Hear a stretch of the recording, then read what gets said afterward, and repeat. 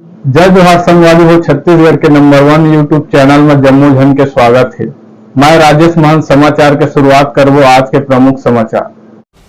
मुख्यमंत्री सामूहिक कन्या विवाह कार्यक्रम में शामिल होके नव विवाहित जोड़ा मन ला दिन है आशीर्वाद, जेमा कुल 15 जोड़ा दाम्पत्य बंधन में बंधिन है। मुख्यमंत्री श्री विष्णुदेव साय 18 जनवरी के शक्ति जिला के प्रवास में पहुंचिन। मुख्यमंत्री श्री साय के मुख्य आतिथ्य में मुख्यमंत्री कन्या विवाह योजना के तहत कॉलेज ग्राउंड जेठा में 15 जोड़ा परिणय सूत्र में बंधिन है। मुख्यमंत्री श्री साय सबो वर वधु मन ला दाम्पत्य सूत्र में बंधे में बधाई और सुखद जीवन के कामना करीन। मुख्यमंत्री सबो वर वधु ला अपन माता पिता के तरह सास ससुर के सम्मान करे और हर सुख दुख में एक दूसरे के संग देहे सेती प्रेरित करीन है।